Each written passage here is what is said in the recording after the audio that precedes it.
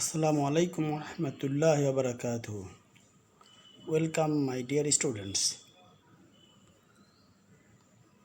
Welcome to our Nilphamari Government High School.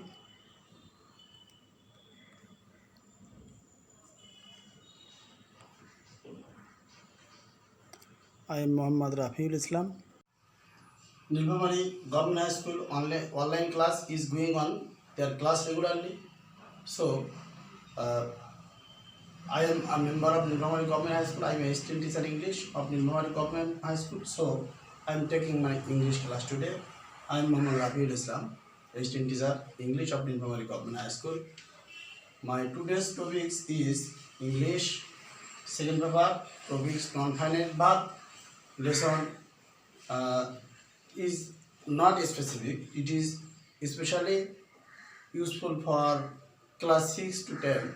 That means these topics will be helpful for the student from class 6 to class 10.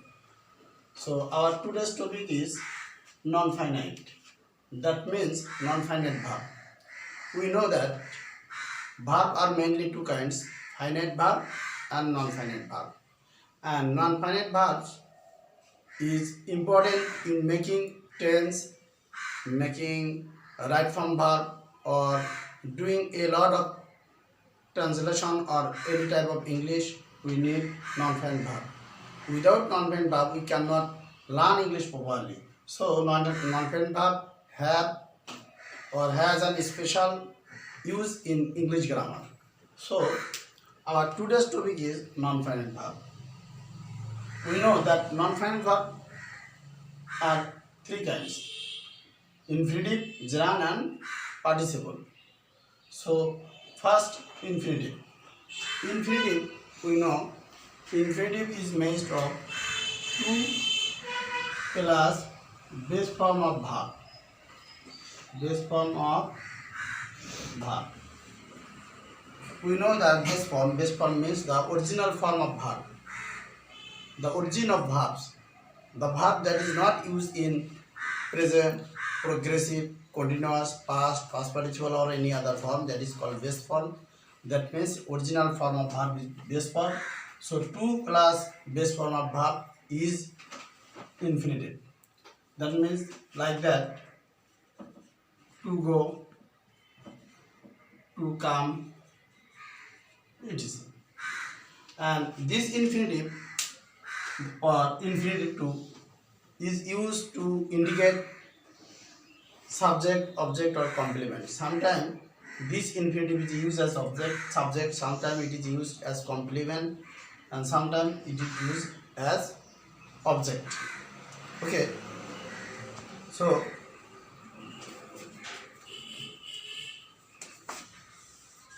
we now show the use of this infinitive as subject.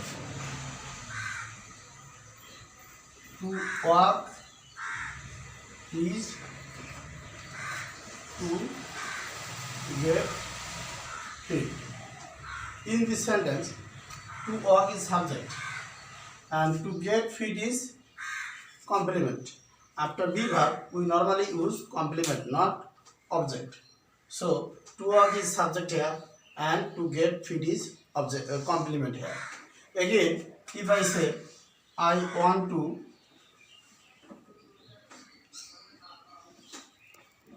buy a car, here to buy a car is object.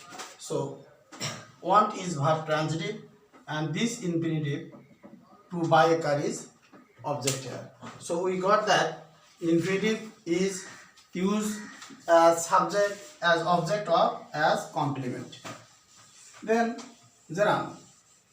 Gerund is made by adding ing with base form. That means base form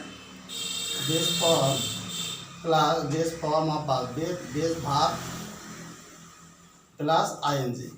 It is also progressive form, it is also continuous form, we know. That means adding ing with base form is made gerund. And gerund does the function of noun. Though it is a verb, it does the function of noun. Again, if I repeat, I can say that all the non-finite verbs are used as noun because we have already know infinitive is used as subject, as object, and as complement. So this function is done by noun. So this non-finite infinitive, gerund or participle, all these things, especially infinitive and gerund, does the function of noun. So infinitive did the function of noun because it is used as subject, as object, or as complement. Again, gerund is also used as subject, object, or complement. So we can clearly say that if the gerund or ing form of verb is used as subject or object, then we call it gerund because it does the function of noun. Though it is a verb, it does the function of noun. So gerund means both noun plus verb. That means it is noun, it is verb, but it does the function of noun. Like same word I can use walking is good for health. Here walking is gerund and it is the subject of this verb. So this is used as noun. That means it is used as subject. So this is called gerund. Then participle. Participle, we know that participle is three kinds: present participle, past participle, and perfect participle. Present participle is used as verb plus ing. That means base form of verb plus ing. So we know that gerund is also base form plus ing. So what is the difference between gerund and participle? Participle is also base form of ing. Gerund is also base form of plus ing.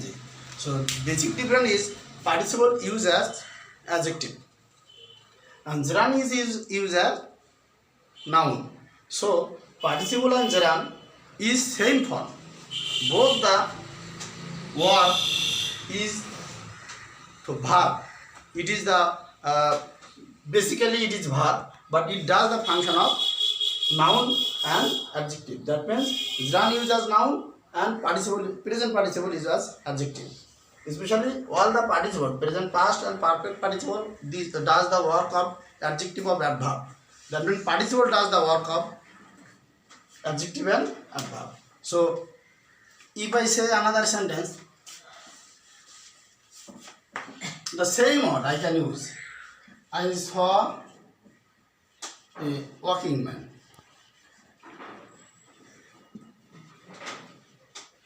Here walking is adjective and here walking is present participle. So very beginning sentence I used walking, to walk, this is infinitive, does the function of noun as subject. Walking does the function of noun, so it is subject, and so it is gerund. And I saw a walking man. Here walking is adjective, modifying the verb noun man. So here the word walking modify the noun man. So this is adjective, and this adjective is used as present participle. Okay. Then past participle. That means verb, past participle form of verb. This is also used as adjective. This is also used as adjective or adverb. Like that, if the past participle form of verb used as adjective, then I cross a damaged bridge. Damaged bridge. Here damage is a word. This is a past participle form, but this is used as adjective. Damaged bridge. Here bridge is noun. So this is past participle. And perfect participle is formed with having plus past participle of verb. If the word having is used before the past participle form of any verb, then we call it perfect participle. And it does the function of adverb. What does it do? It does the function of adverb. That means adverb of time. It indicates adverb of time. Like that, if I give an example, Having finished my